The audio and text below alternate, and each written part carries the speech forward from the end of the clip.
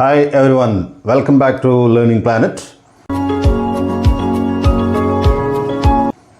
And let's make some negative expressions today. Let's make some negative sentences today in our daily activities or in our conversations. We have to include some negative statements or expressions also.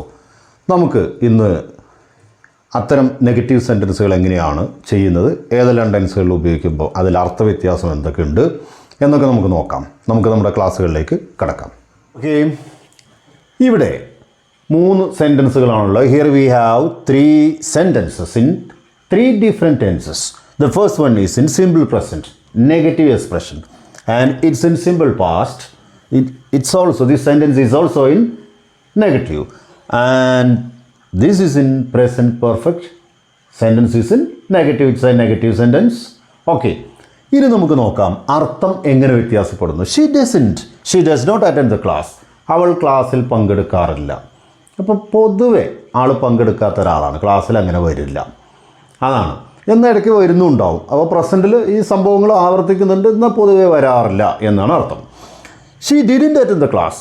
ചിലപ്പോൾ ആകെ ഒരു ക്ലാസ്സാണ് വെച്ചിട്ടുണ്ടാവുക, ആ ഒരു ക്ലാസ്സിൽ അവൾ പങ്കെടുത്തില്ല. ആ action കഴിഞ്ഞു, അതിന് പ്രസൻറ്റുമായി യാതൊരു കണക്ഷനുമില്ല. ഇവിടെ പക്ഷേ അങ്ങനെയല്ല വരുന്നത്. She has not or she hasn't attended. ഇവിടെ 2 സ്ഥലത്ത് നമ്മൾ പ്രസൻറ്റ് ഫോം ഉപയോഗിക്കുന്നു. ഡസ് നോട്ട് വന്നാലും ഡു നോട്ട് വന്നാലും പ്രസൻറ്റിൽ നെഗറ്റീവാണ് ഉപയോഗിക്കുന്നത്. ഒരു കാര്യം പതിവായി അല്ലെങ്കിൽ ആവർത്തിച്ച് സംഭവിക്കുന്നില്ല അല്ലെങ്കിൽ സംഭവിക്കാറില്ല ഇങ്ങനെയൊക്കെ പറയുമ്പോൾ ഒരാൾ ചെയ്യുമ്പോഴാണ് ഡസിൻ്റെ ചേർക്കുക. ഒന്നിലധികം പേർ, ഐ ഉൾപ്പെടെയുള്ള ബഹുവചനമായിട്ടുള്ള സബ്ജക്റ്റുകളും ഡു നോട്ടും വരും.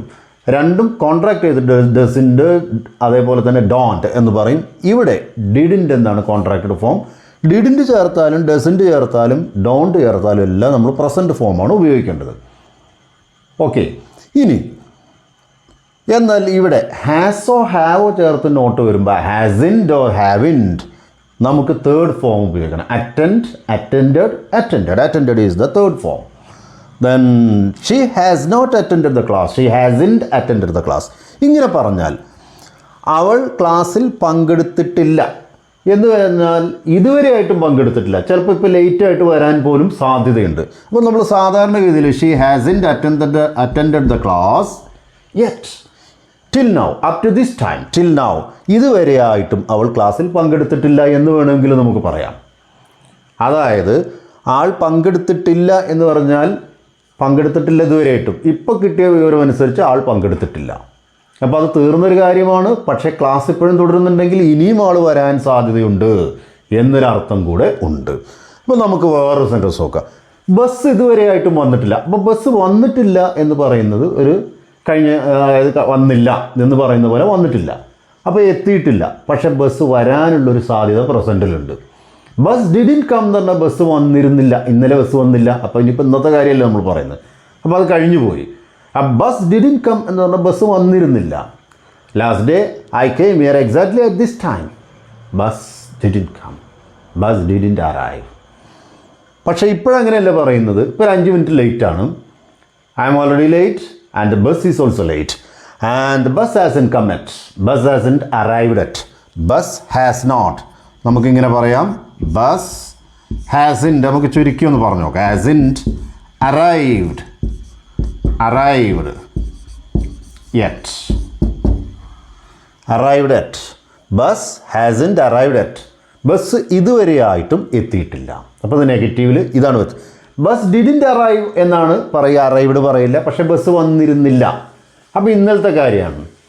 ബസ് ഡിഡിൻറ്റ് അറൈവ് യെസ്റ്റർഡേ, ഇന്നലെ ബസ് വന്നിരുന്നില്ല. And bus hasn't arrived yet, ഇതുവരെയായിട്ടും ബസ് വന്നിട്ടില്ല. And let's hope that bus will arrive soon. Let's hope that bus will arrive soon. നമുക്ക് പ്രതീക്ഷിക്കാം ബസ് പെട്ടെന്ന് എത്തും. അപ്പോൾ ഇത് പ്രസൻറ്റ് പെർഫെക്റ്റ് കംപ്ലീറ്റഡ് ആക്ഷനാണ്, പക്ഷേ അതിന് പ്രസൻറ്റുമായി കണക്ഷൻ ഉണ്ട് എന്ന് പറയുന്നത് ഇങ്ങനെയാണ്. അപ്പോൾ മകൻ ഇതുവരെയായിട്ടും വന്നിട്ടില്ല. My son hasn't come back yet. Come എന്നുള്ള തേർഡ് ഫോം കം എന്ന് തന്നെയാണ്. Come, came, come. My son hasn't come back yet. അവൻ ഇതുവരെയായിട്ടും വന്നില്ല. അപ്പോൾ വന്നിട്ടില്ല എന്ന് പറഞ്ഞാൽ ഇനി കുറച്ച് കഴിഞ്ഞാൽ വരാൻ സാധ്യതയുണ്ട്, പക്ഷേ വരേണ്ട സമയമായിട്ടുണ്ട് എന്നാണ്. അപ്പോൾ വരേണ്ട ഈ സമയത്ത് വന്നിട്ടില്ല, പക്ഷേ ഇനിയും ആൾ വരാനുള്ള സമയം ബാക്കിയുണ്ട്, ആൾ വരും എന്നൊരു പ്രത്യാശ അല്ലെങ്കിൽ ഒരു പ്രതീക്ഷ അതിലുണ്ട്, പ്രസൻറ്റുമായി കണക്ഷൻ ഉണ്ട്.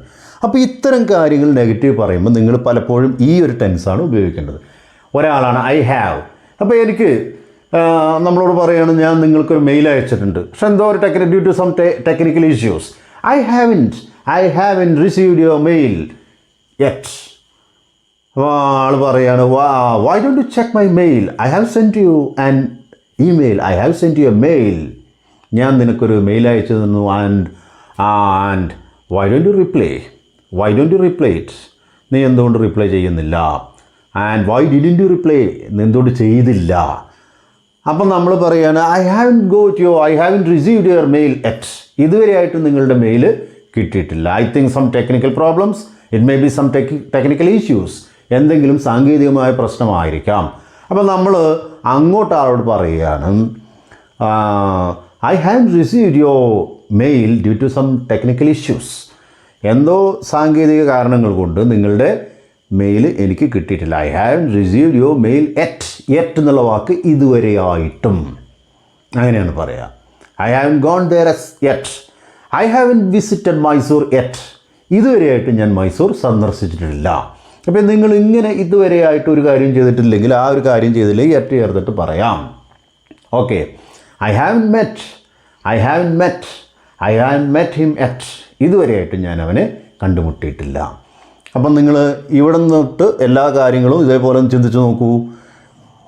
ഒരു കാര്യം പതിവായി സംഭവിക്കുന്നില്ല, അല്ലെങ്കിൽ ഇടയ്ക്കിടയ്ക്ക് ആവർത്തിക്കുന്നില്ല, ചെയ്യുന്നില്ല, വരുന്നില്ല, അങ്ങനെയൊക്കെ നമ്മൾ പറയുമ്പോൾ ഞാൻ എൻ്റെ പഠനത്തിൽ ശ്രദ്ധ കാണിക്കുന്നില്ല, ഫോക്കസ് ചെയ്യുന്നില്ല. I don't focus on my studies, nowadays I don't focus on my studies. ഈയിടെയായിട്ട് ഞാൻ എൻ്റെ nowadays നൗ എന്ന് പറഞ്ഞാൽ ഇപ്പോഴെന്ന്, nowadays എന്ന് പറഞ്ഞാൽ ഈയിടെയായിട്ട്, ഈ അടുത്ത കാലത്തായിട്ട്. I don't focus on my studies nowadays I don't focus on my studies. ഈയിടെയായിട്ട് ഞാൻ എൻ്റെ പഠനത്തിൽ ശ്രദ്ധിക്കാറില്ല. അപ്പോൾ I വന്നപ്പോൾ don't എന്ന് വന്നു. Focus, I don't focus on my studies nowadays. ഇനി ആ nowadays പാസ്റ്റിൽ പറ്റില്ല. ഞാൻ എൻ്റെ പഠനത്തിൽ ശ്രദ്ധ ശ്രദ്ധിച്ചിരുന്നില്ല. I didn't focus on my studies. ഇനി ഇതുവരെയായിട്ട് ഞാൻ എൻ്റെ പഠനത്തിൽ ഫോക്കസ് ചെയ്തിട്ടില്ല. I haven't focused, അവിടെ ഫോക്കസ്ഡ് എന്ന് എഴുതണം. I haven't focused on my studies yet. ഇതുവരെയായിട്ട് ഞാൻ എൻ്റെ പഠനത്തിൽ ശ്രദ്ധ കേന്ദ്രീകരിച്ചില്ല. I have to concentrate, or I have to focus on my studies. എനിക്കങ്ങനെ ചെയ്യേണ്ടതുണ്ട്. ഇങ്ങനെയാണ് നമ്മൾ പറയുക. Okay, now I think you will be able to translate these Malayalam statements into English. അപ്പോൾ ഇങ്ങനെ ട്രാൻസ്ലേറ്റ് ചെയ്യാൻ പറ്റുമോ? Can you convert all these Malayalam statements into English? Just try. Rani lap ഉപയോഗിക്കാറില്ല. അപ്പോൾ പൊതുവെ ലാപ്പ് ഉപയോഗിക്കാത്ത ഒരാളാണ്. അപ്പോൾ ലാപ്ടോപ്പ് എന്ന് നമുക്ക് എഴുതുമ്പോൾ ലാപ്ടോപ്പ് എന്ന് എഴുതാം. അപ്പോൾ നമുക്ക് ഉപയോഗിക്കാറില്ല. ഒരു കാര്യം ഒരാൾ പതിവായി ചെയ്യാറില്ല, അല്ലെങ്കിൽ ഇങ്ങനെ ഒരു പ്രസൻറ്റിൽ ഒരു കാര്യം ചെയ്യാറില്ല, വരാറില്ല, ഞങ്ങൾ കാര്യം ഉപയോഗിക്കാറില്ല, ഞങ്ങൾ കാപ്പി കുടിക്കാറില്ല, ഇങ്ങനെയൊക്കെ നമ്മൾ പറയാറുണ്ട് അല്ലേ. അപ്പോൾ റാണി ഒരാളേ ഉള്ളൂ. ഒരാളൊരു കാര്യം ചെയ്യുന്നില്ലെങ്കിൽ ഡസൻറ്റ് എന്ന് ചേർക്കുക. ഡസൻറ്റ്. ഇനി ഇതിൽ നമുക്ക് ഉപയോഗിക്കുക എന്ന വാക്കാണ് വേണ്ടത്. അപ്പോൾ use laptop. Rani doesn't use laptop. Clear ആയല്ലോ? അപ്പം നമ്മൾ ആരാണ് ആ വ്യക്തിയുടെ പേരെഴുതി, അദ്ദേഹം ചെയ്യുന്നില്ല എന്ന് പറഞ്ഞപ്പോൾ ഒരാളെന്ന് ചെയ്യാത്ത ഡസൻറ്റ് എന്ന് ചേർത്തു. ഉപയോഗിക്കുക എന്നുള്ള വാക്കോടോ പ്രസൻറ്റ് ഫോം ഉപയോഗിച്ചു, ലാപ്ടോപ്പ്. ഓക്കെ, ഇനി അവൾ ഇന്നലെ എന്നെ വിളിച്ചില്ല. ഇപ്പോൾ കഴിഞ്ഞു പോയൊരു സംഭവം. വിളിച്ചില്ല എന്നും വിളിച്ചിരുന്നില്ല എന്നും പറയാം, രണ്ടും പാസ്റ്റ് തന്നെയാണ്. അപ്പോൾ അവൾ ഷീ ഒരു കാര്യം സംഭവിച്ചു കഴിഞ്ഞു, അപ്പോൾ സംഭവിച്ചില്ല, ഇന്നലെ ആ സംഭവം നടന്നില്ല, അല്ലെങ്കിൽ ഇന്നലെ എന്നെ വിളിച്ചില്ല, ഇന്നലെ ഞങ്ങൾ അവിടെ പോയിരുന്നില്ല, ഇങ്ങനെയൊക്കെ പറയുമ്പോൾ നമുക്ക് ഡിഡ് ചേർക്കുക, കോൺട്രാക്ട് ചെയ്യുക, ചുരുക്കുക. She didn't. വിളിക്കുക എന്ന വാക്കാണ് ഇനി വേണ്ടത്. അപ്പോൾ വിളിക്കുക എന്നുള്ളത് എന്താണ്? പ്രസൻറ്റ് ഫോം കൂടെ ഉപയോഗിക്കണം. ഡിഡ് വന്നാലും ഡസ് വന്നാലും ഒന്നാമത്തെ രൂപം ചേർക്കാം. അപ്പോൾ നോക്കാം. She didn't call. അവൾ ഇന്നലെ എന്നെ വിളിച്ചില്ല എന്നാണ്. അപ്പം മീ യെസ്റ്റർഡേ. ഈ യെസ്റ്റർഡേ എന്നുള്ള സമയത്തെ കാണിക്കുക ടൈം ആഡ്വർബിയൽസ് ഏറ്റവും അവസാനമാണ് ചേർക്കേണ്ടത്. നോക്കി, she didn't call me yesterday. She didn't call me yesterday. ഇന്നലെ അവൾ വന്നില്ലെങ്കിലോ she didn't come yesterday. Okay, ഇന്നലെ അവളൊന്നും പഠിച്ചില്ല എന്നാണ്. She didn't study anything yesterday. She didn't study anything yesterday. അങ്ങനെയാണ് പറയുക. അപ്പോൾ ഏത് കാര്യം വേണമെങ്കിലും പറയാം. ഓക്കെ, ഇനി രാജു ഇതുവരെയായിട്ടും ജോലി പൂർത്തിയാക്കിയിട്ടില്ല. അപ്പോൾ ജോലി കംപ്ലീറ്റ് ചെയ്തിട്ടില്ല എന്നാണ്. അപ്പോൾ ഇതുവരെ ആയിട്ടും എന്ന് പറയുമ്പോൾ തന്നെ നമുക്കറിയാം ആൾ അതിപ്പോഴും ചെയ്യാൻ ശ്രമിച്ചുകൊണ്ടിരിക്കുകയാണ്, കംപ്ലീറ്റ് ആയിട്ടില്ല. അപ്പോൾ നോക്കാം, രാജു ഒരാളേ ഉള്ളൂ. അപ്പോൾ ഹാസിൻറ്റ്. ഇവിടെ ഹാസും ഹാവും വരുമ്പോൾ തേർഡ് ഫോം ഉപയോഗിക്കണം. പൂർത്തിയാക്കുക ഈ വാക്കാണ്. അപ്പോൾ നോക്കുക, കംപ്ലീറ്റഡ്, COMPLETED. അപ്പോൾ നോക്കുക, Raju hasn't completed the work. ഇതുവരെ ആയിട്ടെന്നുള്ളതിന് യെറ്റ് എന്ന വാക്കാണ് ചേർക്കേണ്ടത്. Raju hasn't completed the work yet. അപ്പോൾ 3 ടെൻസിലും വന്നു. ഇവിടെ ബോയ്സ് എന്നായിരുന്നു വിചാരിക്കുക, ഡോണ്ട്. അപ്പോൾ ഒന്നിലധികം വന്നു. ഞാനാണ് ഉപയോഗിക്കാത്ത ലാപ്ടോപ്പ് എന്ന്, ഐ ഡോണ്ട് യൂസ് ലാപ്ടോപ്പ്. ഇവിടെ പിന്നെ ഏത് ടെൻസ് ഏത് സബ്ജക്റ്റ് വന്നാലും ഒരാളായാലും ഒന്നിലധികം പേര് വന്നു കഴിഞ്ഞാൽ ഡിഡിൻ്റെ തന്നെ ഉപയോഗിക്കാൻ പറ്റുള്ളൂ. ഇവിടെ ഐ എന്നാണ് വന്നിരുന്നെങ്കിൽ I haven't completed the work at. ഞാൻ ഇതുവരെയായിട്ടും ജോലി പൂർത്തിയാക്കിയിട്ടില്ല. ഇവിടെ വി എന്നാണ് വന്നത്, അപ്പോഴും വി ഹാവൻറ്റ്. അപ്പോൾ ഐ, വി, യു, ദേ ഇങ്ങനെയുള്ള പ്രൊനൗൺസ് എന്ത് വന്നാലും ഹാവും, അതേപോലെ ഹീ, ഷീ, ഇറ്റ് ഇതെല്ലാം വരുമ്പോൾ ഹാസുമാണ് ചേർക്കുക. എന്ന് പറഞ്ഞാൽ ഏകവചനമായിട്ട് എന്ത് വരികയാണെങ്കിലും ഹാസും ഐ ഉൾപ്പെടെയുള്ള ബഹുവചനം വരുമ്പോഴൊക്കെ ഹാവും ചേർക്കുക. നെഗറ്റീവ് കിട്ടാൻ വേണ്ടി നോട്ട് ചുരുക്കി നമ്മൾ N''T, N''T. അപ്പോൾ അങ്ങനെയാണ് ചേർക്കുക. ഇങ്ങനെ ചെയ്ത് കഴിഞ്ഞാൽ നമുക്ക് ഈ 3 ടെൻസിലെയും കാര്യങ്ങൾ പറയാം. പ്രസൻറ്റുമായി കണക്ഷൻ ഉള്ളപ്പോഴൊക്കെ നമുക്ക് പ്രസൻറ്റ് പെർഫെക്റ്റ് ഉപയോഗിക്കുകയാണ് നല്ലത്. ഇപ്പോൾ ടീച്ചർ ഇതുവരെയായിട്ടും വന്നിട്ടില്ല. ക്ലാസ്സിൽ ടീച്ചർ വരേണ്ട പീരീഡാണ് 10 മണിക്കാണ് വരേണ്ടത്, 10:05, 10:10 ആയി. എന്നാലും 10:45 വരെ സമയമുണ്ട് വിചാരിക്കുക. അപ്പോൾ ടീച്ചർ വരാൻ സാധ്യതയില്ലേ? പക്ഷേ എത്തിയിട്ടില്ല. 10:45 കഴിഞ്ഞാൽ പിന്നെ നമ്മളെന്ത് പറയും? ആ പീരീഡ് കഴിഞ്ഞ് രണ്ടാമത്തെ പീരീഡ് ആ ടീച്ചറല്ല. അപ്പോൾ നമ്മൾ ടീച്ചർ ഡിഡിൻറ്റ് കം, ടീച്ചർ വന്നില്ല. അപ്പോൾ ഫസ്റ്റ് അവർ ടീച്ചറായിരുന്നു ആൻഡ് ഷീ ഡിഡിൻറ്റ് കം. പക്ഷേ 10:15 ആകുമ്പോഴും നമ്മൾ വന്നിട്ടില്ലെങ്കിൽ എന്തേ പറയുള്ളൂ? ഈ ടെൻസിലേ പറയുള്ളൂ, teacher hasn't come yet, teacher hasn't arrived yet. Teacher ഇതുവരെയായിട്ട് എത്തിയിട്ടില്ല. പക്ഷേ ആ ഒരു സമയം കഴിഞ്ഞ് കഴിഞ്ഞാൽ പാസ്റ്റായി, പിന്നെ ടീച്ചർ വരില്ല എന്തായാലും. അവർ അടുത്ത പീരീഡ് വേറൊരു ക്ലാസ്സിലായിരിക്കും. ഇപ്പോൾ നിങ്ങൾക്ക് മനസ്സിലായി എന്ന് വിചാരിക്കുന്നു. അപ്പോൾ ഇങ്ങനെ നമുക്ക് ഉപയോഗിക്കാൻ പറ്റും. ഇതിങ്ങനെ ഉപയോഗിക്കാൻ പാടുള്ളൂ.